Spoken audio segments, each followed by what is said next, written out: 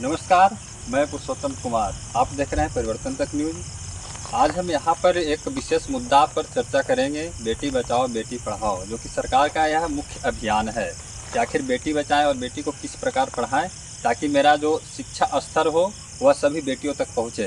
तो यहाँ पर हमारे संग जुड़ चुके हैं एचएस सॉल्यूशन एवं नर्सिंग कॉलेज के डायरेक्टर श्री अरविंद राज सिंह जी, एवं यहाँ पर उपस्थित है माँ बच्चा अस्पताल के निर्देशक विकास कुमार जी, और यहाँ पर LIC बीमा के सलाहकार संदीप कुमार जी, और यहाँ पर तिरंगा बायोलॉजी क्लासेस के डायरेक्टर दीपक कुमार जी उपस्थित हैं, और यहाँ पर SBM पब्लिक स्कूल के डायरेक्टर एवं निर्देशक विनय कुमार जी उपस्थित हैं, एवं संत स्मृति पब्लिक स्कूल के डायरेक्टर शैलेश कुमार जी उपस्थित हैं। और यह छोटा चौपाल का आयोजन किया गया है, जिसमें से हम वही विशेष मुद्दा जो है बेटी बचाओ बेटी पढ़ाओ, आखिर बेटियां सुरक्षित नहीं है आज के समय में।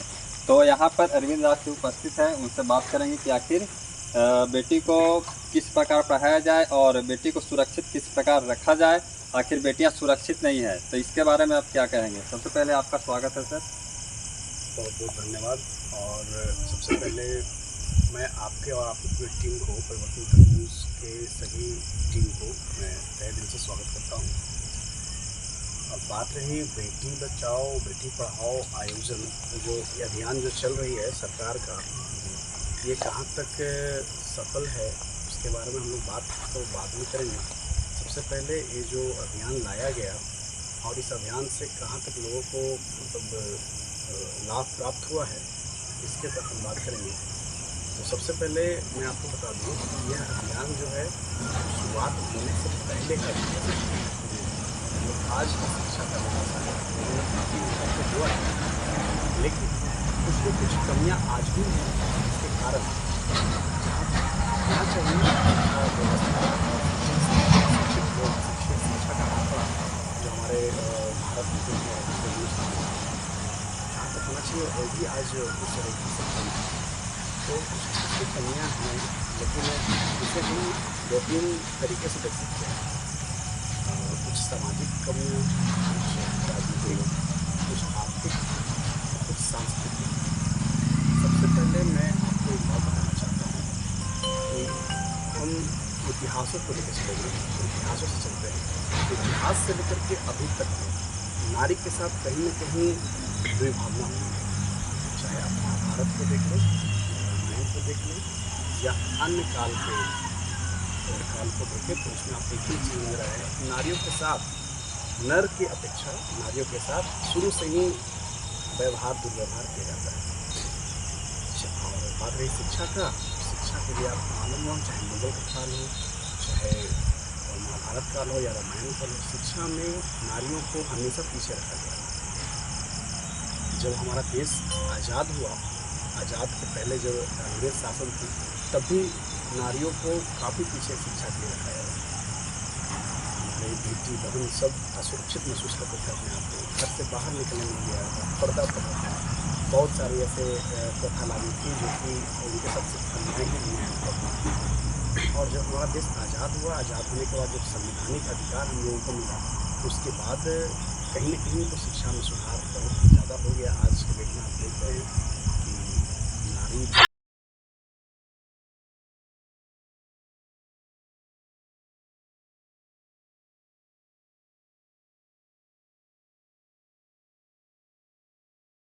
डॉक्टर्स, बहुत सारे पोस्ट पे भी सभी लोग महिला हैं, और उनका कहीं न कहीं तो शिक्षा में कहीं न कहीं सुधार आया, जिसके कारण वो आज इस ओहदे पे पहुँचे हुए हैं।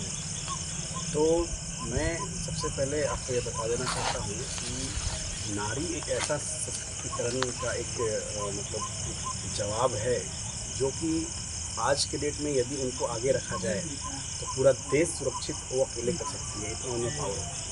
सहनशीलता के माध्यम से नारियों का शुरू से ही सम्मान करते आए हैं, क्योंकि जितना उनमें सहन शक्ति होता है उतना नरों में नहीं होता, और जो भी पुरुष होते हैं उन्हें उतना नहीं माना जाता, ये प्राकृतिक भी मानते हैं। लेकिन आज के डेट में लोग राजनीतिक मुद्दा बना करके नारियों को मतलब एक वोटिंग के कारण उनको शिक्षा को भी कम रखा जाता है, बहुत तरह से उनके साथ परेशानियाँ होती हैं। अब तो बहुत लोग जागरूक हो चुके हैं, अपने अधिकार के लिए खुद लड़ रहे हैं और इस पर सरकार भी काम कर रही है। और कहीं ना कहीं कमियां हैं, उसको मुझे आशा है, उम्मीद है कि सरकार भी इस कमियों को दूर करने का प्रयास करेगी और समाज को मिलकर भी करना चाहिए।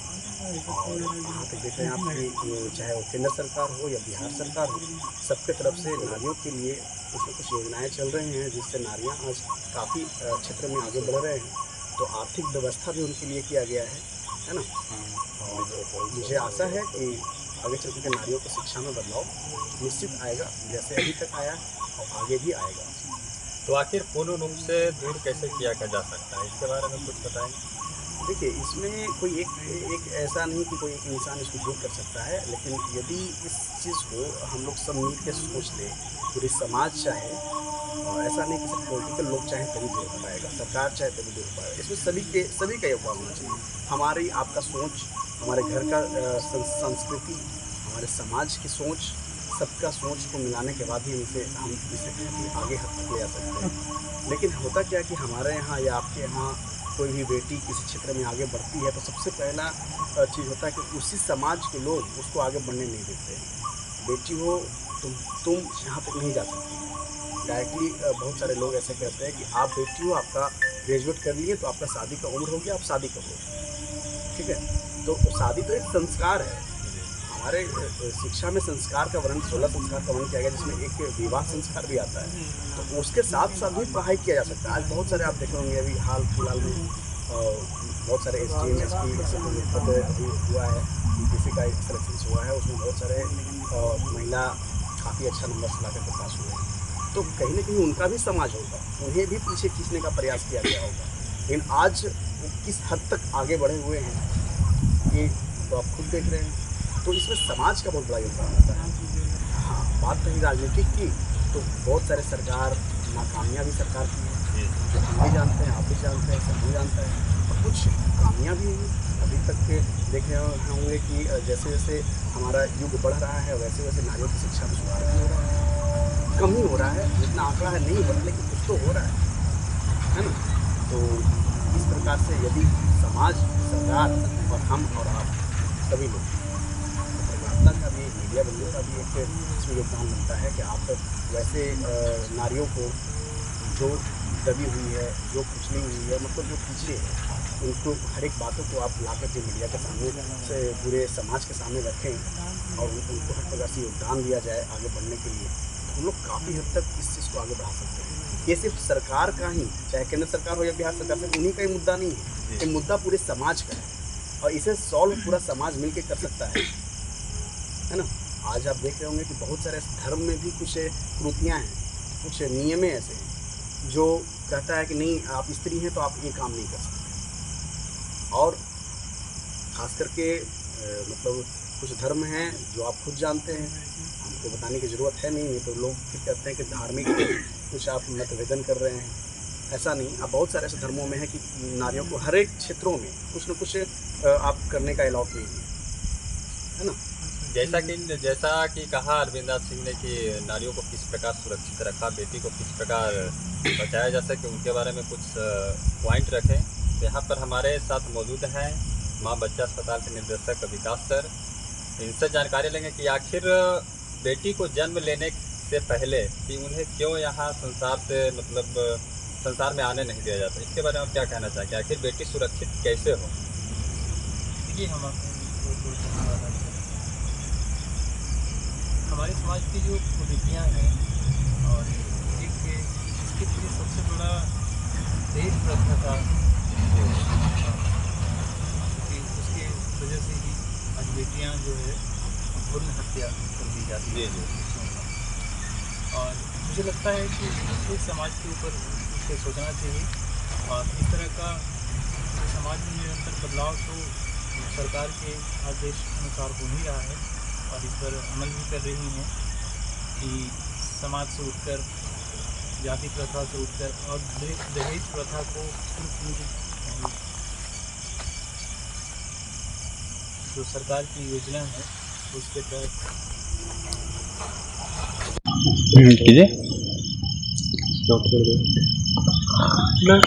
कीजिए। अच्छा चलो। तो सरकार की जो योजना है दहेज प्रथा को लेकर, उसको हम लोग को अमल करना चाहिए। और बच्चियों, जैसा कि सर ने बताया कि हर क्षेत्र में आज विकास कर रही हैं, और जो पहले की समाज था, जो पहले को बच्चियों को एक समाज के नाम पर और प्रताड़ित किया जाता था, साथ ही साथ उन्हें हर क्षेत्र में आज़ादी नहीं मिल पाती थी। तो सर ने बड़ी बारीकी से हर बात को रखा, और मैं समाज से निवेदन करूँगा कि इस तरह का भ्रूण हत्या पर रोक लगे।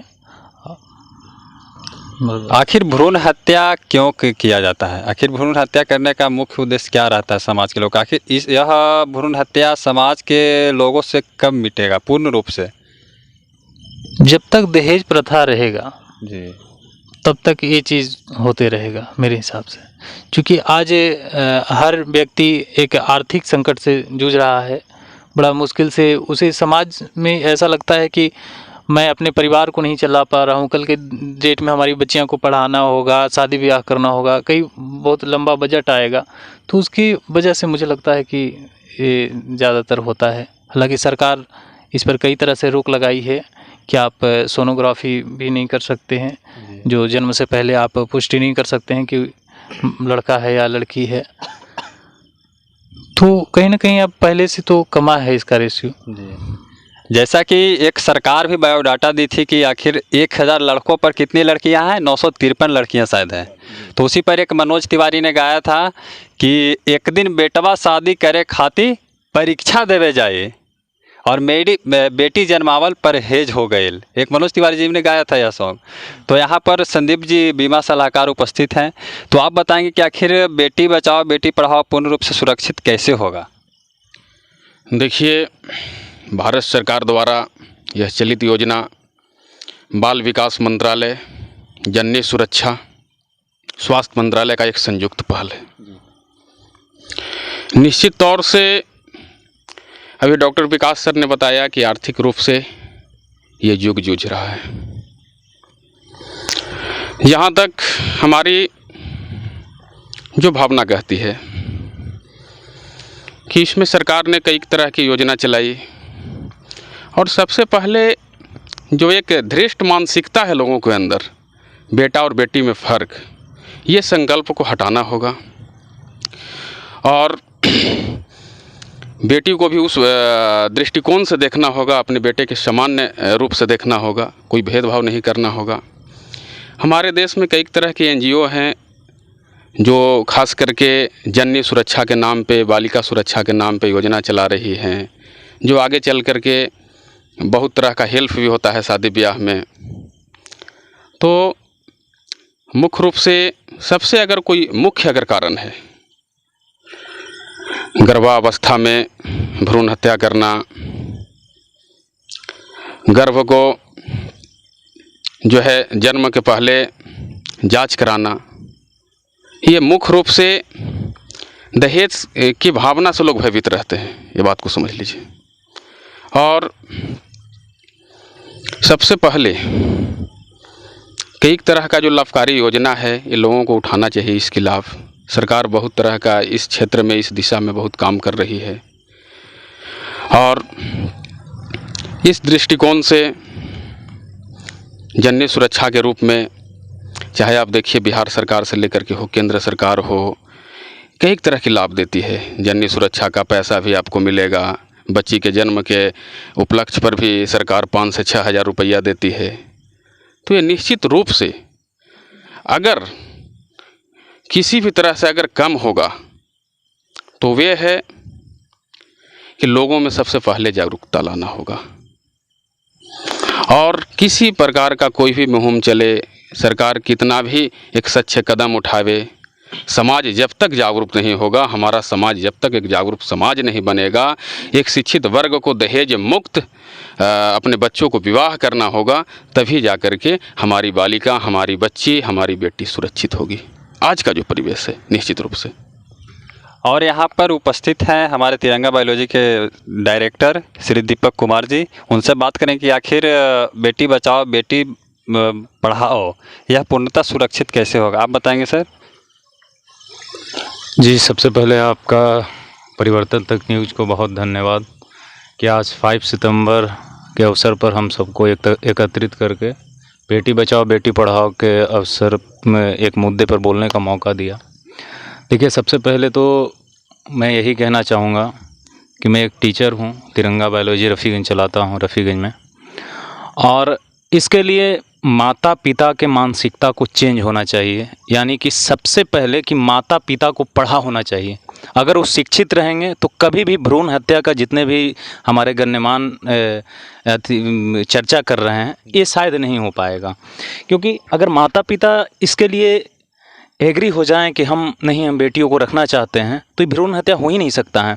अगर उनका मानसिकता ये हो जाए कि हमें दहेज देना है, ये क्यों नहीं चाह रहे हैं कि से हम उसी दहेज के पैसा से उसको पढ़ा लिखा करके, अभी औरंगाबाद के कैप्टन बने हुए हैं कोई महिला ही हैं, औरंगाबाद के SDPO कोई महिला ही हैं, हमारे देश के प्रथम प्रधानमंत्री जो महिला थी इंदिरा गांधी थी।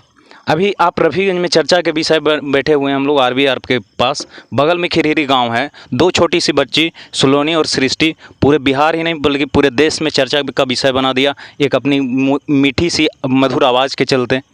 तो इसके लिए थोड़ा सा माँ बाप के मानसिकता को बदलना चाहिए। एक चीज़ और हम कहना चाहेंगे बेटियों के प्रति कि अपने माँ बाप के विश्वास को जीतें। अगर उनके प्रति बच्चियों को पढ़ाने के लिए भेज रहे हैं बाहर में, मैं भी पढ़ाता हूँ, मेरे पास भी सैकड़ों की संख्या में लड़कियाँ आ रही हैं पढ़ने, दूर से आती हैं साइकिल चला करके। तो कहीं ना कहीं लड़कियों को भी ये होना चाहिए कि हम अपने माँ बाप के विश्वास को जीतें, उनके साथ हम धोखा ना करें। अगर धोखा कीजिएगा तो फिर माँ बाप डर जाते हैं, क्योंकि ये बात सच्चाई है, पहले से ही चलता आ रहा है, त्रेता युग से ही, कि बेटियों को थोड़ा सा पर्दा में रहना चाहिए। रियलिटी चीज़ है, वो माँ हैं, सबसे प्रथम गुरु होते हैं वो, उसके बाद पिता होते हैं, तब कोई टीचर होता है। आज हम लोग इस सब पर चर्चा पर बैठे हुए हैं। रियलिटी चीज़ है कि शिक्षा, एक किसी ने बहुत अच्छा शब्द कहा कि शिक्षा जेकर जीवन के आधार हो जाला, भव से गढ़ से नैया होकर पार हो जाला। आज हम लोग 4G के ज़माने में है, 5G भी आ गया है, इसका उपयोग करना अच्छा से सीख रहे हैं। इसका मतलब है कि बेटियों को भी आगे बढ़ाने के लिए अच्छा से सीखिए और उसको आगे प्रोसीड कैसे किया जाए, आगे उसको नाम कैसे रोशन किया जाए, इसके बारे में जानना चाहिए। तो सबसे बड़ा है कि शिक्षा, और बेटियों को ऐसे भी कहा गया है कि बेटियां भगवान का सबसे बड़ा वरदान है। बेटियां घर में हो तो घर के पुराने खिड़कियों को खोलती है, बेटियां घर में हो तो घर के दीवारें बोलती हैं, सुन लता मंगेशकर सुर के समंदर डोलते हैं, और वो मूर्ख हैं जो बेटियों को बेटों से कम तोलते हैं। इसलिए हम सारे लोग को एक ही विकास सर भी बोले, अरविंद सर भी बोले, हमारे संदीप बाबू भी बोले कि ये जो मानसिकता है ना दहेज प्रथा का, इसको निकाल देना चाहिए, और इसको निकालना पड़ेगा। और इसकी जिम्मेदारी एक पेरेंट्स की होती है कि वो थोड़ा सा आगे सोचे कि हमारे बेटी भी कुछ कर सकती है, हमारी बेटी भी IIT बन सकती है, हमारे बेटी भी JEE निकाल सकती हैं, हमारी बेटी भी डॉक्टर बन सकती हैं, IAS बन सकती है, IPS बन सकती है। थोड़ा सा अगर इस पर सोचना प्रारंभ कर देंगे, और सोचने से ही होता है, सोच अगर माँ बाप का मिल जाएगा तो बच्चा ऑटोमेटिक है कि वो आगे की ओर प्रोसीड कर जाता है और आगे बढ़ जाता है। रियलिटी चीज़ है, माँ बाप सबसे बड़ा स्तंभ हैं। इसलिए हम बच्चों लोगों से भी बराबर ये अपने क्लास में चर्चा करते रहते हैं कि अपने माँ बाप के विश्वास को थोड़ा सा जीत लीजिए, उनके साथ धोखा ना कीजिए। और धोखा कीजिएगा तो हो सकता है कि अभी आप 10 में हैं, 12 में हैं, आपको आगे जाने से बैक कर दें कि नहीं ये जाएगा तो ये नहीं कर पाएगा। तो इसलिए हम सारे लोगों से यही अपील करना चाहेंगे कि बेटी बचाओ बेटी पढ़ाओ एक बहुत अच्छा अभियान है। सरकार के भी कुछ जो नीतियाँ होती है बहुत अच्छा लगता है। जैसे कि सर ने बोले कि बाल विकास परियोजना, बाल विकास के तहत ही आया, स्वास्थ्य विभाग के तहत ही आया है, दोनों कंबाइंडिंग है, अच्छी बात है। नीतीश कुमार की सरकार आई तो बोली कि साइकिल योजना हम देंगे, बच्ची जाएंगी पढ़ने के लिए, अच्छा चीज़ है। दूर दूर से बच्चियाँ सही में शहर आने लगी, 8 किलोमीटर 10 किलोमीटर से। तो इस चीज़ों को भी फॉलो करना चाहिए। कुछ NGO हैं जो इस पर अच्छी भूमिका निभा रही है, वो भी अच्छा चीज़ है। हमने तो एक जगह हद देख लिया सर, एक जगह देखा कि DJ यहाँ बेटी को जन्म लेने पर फ्री में DJ बजाएंगे, बहुत अच्छा लगा। वो भी एक पहल है, उसके लिए भी पहल है, आपको भी एक पहल है। एक पहल है कि कम से कम आप बेटी बचाओ बेटी पढ़ाओ के चर्चा में तो आप बैठाएं, कम से कम हमारे माध्यम से कुछ लोग तो सुनेंगे, शायद उनके माइंड में भी तो जा सकता है। पहल होना चाहिए, सबका होना चाहिए। चलिए, शुक्रिया।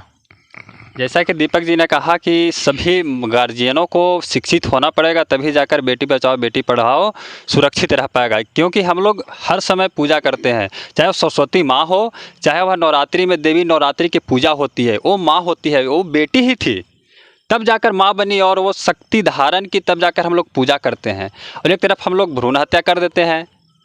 एक सरकार का रिकॉर्ड ऐसे भी आया है, 1000 में 953 लड़के हैं। अगर बेटी सुरक्षित नहीं रहेगी तो हम लोग क्यों बेटी बचाओ बेटी पढ़ाओ का यह जो सरकार का प्रयोजन है, यह कैसे सुरक्षित होगा?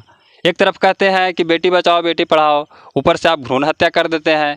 तो यहाँ पर और उपस्थित हैं, बेटी बचाओ बेटी पढ़ाओ के बारे में कुछ कहेंगे। इस चौपाल का आयोजन किया गया ही है कि बेटी बचाओ बेटी पढ़ाओ। तो यहाँ पर संत स्मृति पब्लिक स्कूल के डायरेक्टर सह निर्देशक यहाँ पर उपस्थित हैं, शैलेश सर। उनसे बात करेंगे कि आखिर बेटी बचाओ बेटी पढ़ाओ पूर्णतः सुरक्षित कैसे होगा। सर चलिए, थैंक यू। परिवर्तन तक न्यूज़ को मैं हार्दिक स्वागत अभिनंदन करता हूँ। आज ही जो चौपाई हम सबों के बीच में रखा गया है, बेटी बचाओ बेटी पढ़ाओ, बहुत गर्व की बात है। और अभी संत स्मृति पब्लिक स्कूल के डायरेक्टर और ओम श्री हरि नरसिंह के कॉलेज के डायरेक्टर, एचएस सॉल्यूशन के डायरेक्टर रविंद्र राज सिंह और तिरंगा बायोलॉजी के डायरेक्टर दीपक कुमार जी, मैं इन दोनों की बातों में मैंने एक चीज़ बहुत खासियत से बारीकी से मैं पत्रकार साहब आपको बतलाना चाहता हूँ कि जिस तरह से हम लोग एजुकेशन के क्षेत्र में काम कर रहे हैं, लमसम हम तो अभी 10 साल से इस लाइन में गुजर भी रहे हैं।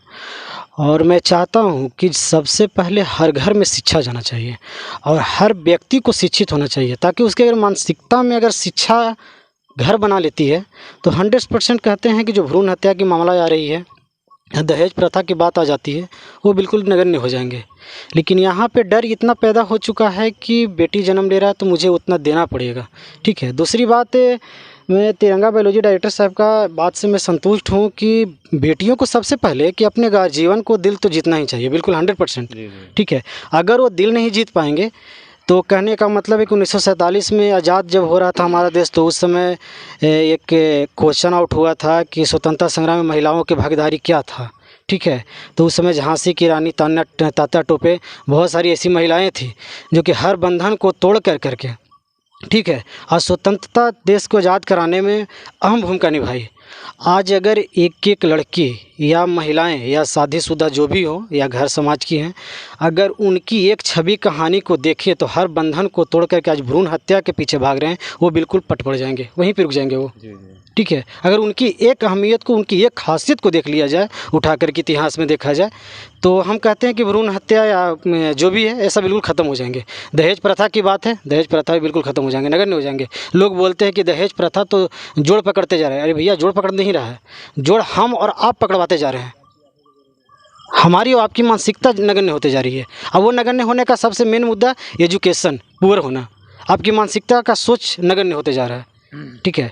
तो हम सरकार के जिस तरह से पहल चल रही है, इस पहल को देखते हुए हम लोग जितने भी एजुकेशन क्षेत्र से हैं, ठीक है, मैं खास करके बोल रहा हूँ कि 10 साल से हम लोगों ने रफ़ीगंज क्षेत्र से लेकर के औरंगाबाद तक, ठीक है, अभी देखिए कि मैंने पूरे बिहार में 38 ज़िला में भी, ठीक है, बेटियों के प्रति हर क्षेत्र में एजुकेशन, चाहे मेडिकल की पढ़ाई हो या इंजीनियरिंग की पढ़ाई हो या डिफेंस की पढ़ाई हो, हम लोग का पहल है कि हर घर से हर गरीब घर की बेटी मेरे पास आए, मैं उसको 50% शेयर कर मदद कर के, ठीक है, मैं उसको निकालने का प्रयास करूँगा।